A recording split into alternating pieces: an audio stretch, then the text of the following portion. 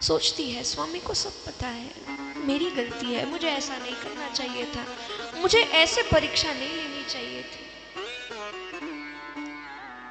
माता सती बाबा की समाधि खुलने की प्रतीक्षा करती है। बहुत समय बाद बाबा ने अपनी समाधि खोली। नेत्र खोल करके बाबा ने माता सती को देखा तो बड़ी चिंतित थी, बड़ी दुखी थी। बाबा ने अभी भी सोचा देवी ज्यादा दुखी ना हो, इसीलिए माता सती का ध्यान उस बात से भटके बाबा भोलेनाथ ने कथा सुनानी शुरू कर दी। बाबा यहाँ कथा सुना रहे थे, उधर प्रजापति दक्ष ने फिर यज्ञ का आयोजन रखा है। प्रजापति दक्ष बाकी प्रजापतियों का अध्यक्ष बन गया और पद ऊंचा हुआ और अहंकार बढ़ा। सबको बुलाया और कहता है कि सब शिव और सती के सामने से आना, क्योंकि उनको नहीं बुलाया है, उन्हें दिखना कि तुम्हें ऐसी जगह बुलाया गया है जहां उन्हें नहीं बुलाया। माता सती कथा सुन रही थी कि यहाँ ऊपर से कुछ लोगों के विमान जाने लगे। माता सती का ध्यान फिर भटका। बाबा से पूछने लगी, स्वामी ये विमान कहाँ जा रहे हैं? बाबा कहती, देवी आपके पिता के यहाँ जा रहे हैं सब।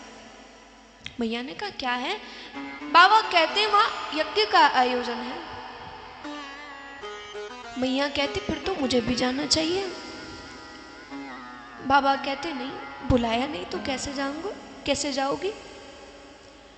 मैया कहती पिता के घर कभी भी बुलाया जाए तभी नहीं जाया जाता, बिना बुलाए भी जा सकते हैं अगर पिता के यहाँ आयोजन हो। और यज्ञ तो ऐसा है कि यज्ञ के दर्शन करने कोई भी जा सकता है बिना निमंत्रण के। बाबा कहते हैं कि पहले तो कथा से ध्यान नहीं भटकना चाहिए था। मैया कहती क्या होगा? कहा आज जिस कारण से कथा से ध्यान भटका है तुम्हारे प्राण भी जा सकते हैं। माता सती मानती नहीं है और अपने पिता के यहाँ जाने लगी। प्रजापति दक्ष ने सबसे कह दिया, शिव या सती आए कोई स्वागत मत करना, कोई सम्मान मत करना, कोई बात मत करना जाकर के, वरना मैं भी वही हाल करूंगा तुम्हारा जो आज शिव का कर रहा हूं, ऐसे ही रहूंगा साथ में। प्रजापति दक्ष ने सबसे कह दिया था। माता सती जैसे ही पहुंची किसी ने स्वागत नहीं किया, कोई बात नहीं कर रहा, कोई सम्मान करने नहीं आया। माता सती हर जगह देखते देखते आगे बढ़ रही थी, कहीं कोई बात करने नहीं आ रहा था। माता प्रसूति ने जैसे ही माता सती को देखा भाग करके आकर के कहती, सती तुम क्यों आई? चली जाओ, मैं नहीं सह पाऊंगी। मैं जानती हूं अगर तुम्हारे सामने तुम्हारे पति की फिर तुम्हारे पिता ने निंदा की तुम नहीं सह पाओगी। वो यही चाहते हैं कि तुम उनके सामने जाओ और वो तुम्हारे पति की फिर निंदा करें। ये सब इसीलिए ही किया है, मत जाओ उनके सामने, ये ठीक नहीं होगा। माता सती माता प्रसूति से कहती, मैया पिताजी ऐसे क्यों हैं? ऐसा गलत कार्य वो क्यों कर रहे हैं? माँ अगर देखा जाए तो मेरे लिए मेरे पति ही सब कुछ है, मेरे स्वामी ही सब कुछ है। ऐसे पिता का मैं भी क्यों सम्मान करूं जो मेरे पति का सम्मान नहीं कर रहे? और क्यों छुपूं उनसे? वो मेरे स्वामी हैं, उनके नाम से मुझे छुपना नहीं है। जाऊंगी पिताजी के सामने। माता सती प्रजापति दक्ष के सामने पहुंच गई। सामने यज्ञशाला है, प्रजापति दक्ष है। माता सती जाकर के खड़ी हुई, प्रजापति दक्ष फिर निंदा में लग गया। कहा देखो उस शिव में तो कोई गुण नहीं है, वो तो कहीं भी उठ करके चला जाता है। मेरी पुत्री पहले तो बड़ी बुद्धिमान थी, लेकिन उसके साथ रह करके ये भी वैसी हो गई। और क्यों आई हो यहाँ? क्या मैंने बुलाया तुम्हें? क्यों पहुंची यहाँ? उसके साथ रहते रहते तुम भी ऐसी हो गई, और मेरा तुमसे कोई संबंध नहीं है। कहीं वो तुम्हारा पति भी तो नहीं आ गया?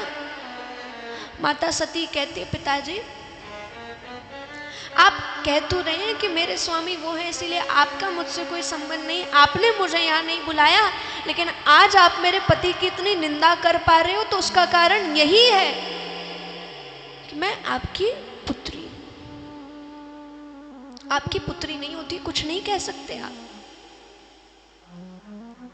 और आपको कोई अधिकार नहीं मेरे पति का ऐसे अपमान करने का, मेरे स्वामी का अपमान करने का।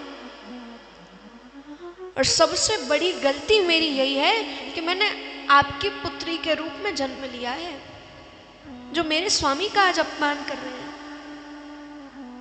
और आपकी पुत्री होने के कारण आज मुझे अपना शरीर लायक नहीं लगता मेरे स्वामी की पत्नी कहलाने के।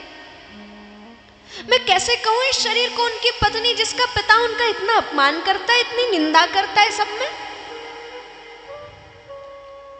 इससे अच्छा मैं ये शरीर त्याग करके फिर उनसे मिल जाऊं। लेकिन अब जिस शरीर को आपसे जन्म मिला है, आपके घर में जिस शरीर को जन्म मिला, ये शरीर अब मुझे नहीं चाहिए। आपकी पुत्री बनकर अब नहीं रहना। माता सती ने क्रोध में अपने दाहिने पैर के अंगूठे से योगाग्नि प्रकट की और उस योगाग्नि में अपना शरीर जलाने लगी। हमने कहा तीनों देवियों से ही सब कुछ है संसार में। सब लोगों में अगर शक्ति है तो माता शक्ति से ही वो शक्ति आती है। माता शक्ति का यहाँ शरीर जल रहा था, जीव जंतु सभी कोई श्वास नहीं ले पा रहा है, सब तड़पने लगे, सबको आभास हो रहा है जैसे कुछ तो अनर्थ हुआ है। हर जगह हाहाकार हो उठा और सभी देवी देवता भी अपना स्थान छोड़ करके चले गए। माता सती का यहाँ शरीर जल रहा था। उधर देवताओं ने जाकर के बाबा भोलेनाथ को बताया कि माता सती ने उस दुष्ट के कारण आज अपना शरीर जला दिया। बाबा भोलेनाथ विरह में खड़े हुए। बाबा भोलेनाथ ने क्रोध में अपनी एक जटा निकाल करके नीचे फेंकी। जैसे ही जटा फेंकी वीरभद्र अवतार प्रकट हुए। वीरभद्र से बाबा ने कह दिया, मैंने उस प्रजापति दक्ष को हर बार क्षमा किया, उसने मेरी इतनी निंदा की, मैंने हर बार क्षमा किया, लेकिन आज उसके कारण मेरी सती चली गई है, मेरी शक्ति चली गई है। मेरे पास संहार का कार्य है तो वो मेरी शक्ति से ही होता है, और मेरी शक्ति आज उस दुष्ट के कारण चली गई। अब उसे जीवित मत रहने देना, जाओ और जाकर के उसका वध कर दो। वीरभद्र ने बाबा की आज्ञा मानी और प्रचंड तांडव करते करते प्रजापति दक्ष के वध के लिए बढ़ने लगे।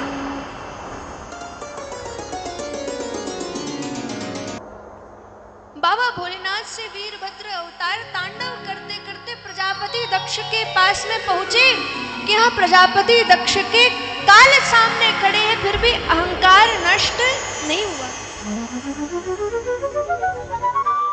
प्रजापति दक्ष वीरभद्र भगवान के सामने आकर के खड़ा हो गया।